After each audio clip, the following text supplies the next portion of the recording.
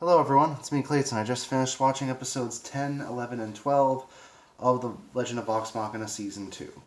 While the first season of The Legend of Vox Machina ended with Percy's arc being completed, this fit in arcs involving Scanlan, Vax and Vex, Keyleth, Grog, and all of these arcs were done exceptionally well.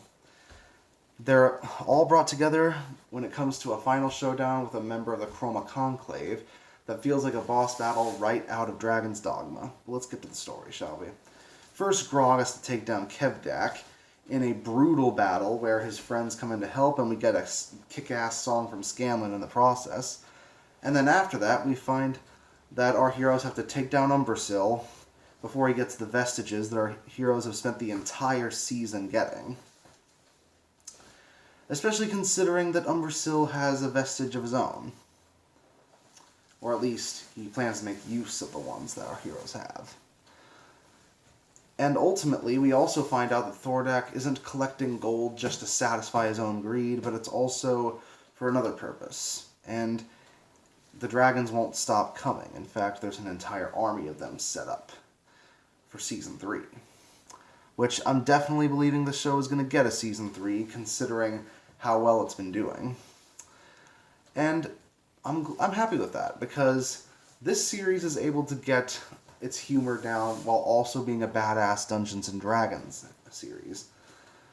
We get to see vulnerability in Scanlan when he meets his daughter. We get to see Vax and Vex's sibling relationship taken to its limits. We get to see Grog as he finds the power of friendship. And unlike in a fairy tale way, this is done in a way that actually makes me believe in what Grog is saying, as dumb as he is.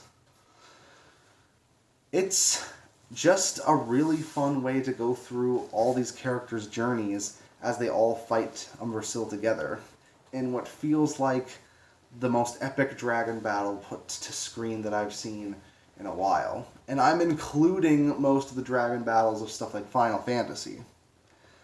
You can tell the animators were really doing their best to make sure that this series was really fun to watch and also really fun to listen to. While Percy's arc in the first season was generally well handled and well animated throughout, this season feels like it's put our heroes to their limits, forced them to reconcile with some of their flaws, and it forces them to go up against enemies that feel even more deadly than the ones Season 1 threw at them. In many respects, I believe the second season is the superior one, but it also shows that Thordak and the Chroma Conclave are not done yet.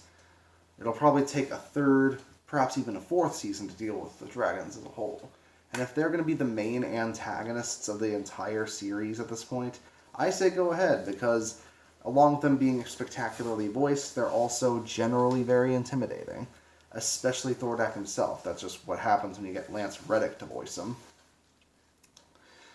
So yeah, Legend of Vox Machina is every bit as good as the first, and even a bit more so.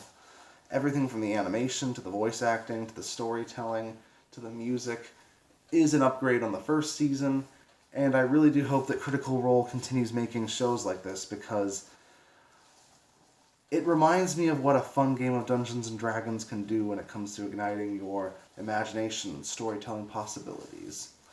So, with that said, I'm going to give this season of The Legend of Vox Machina a 9 out of 10. See you next time.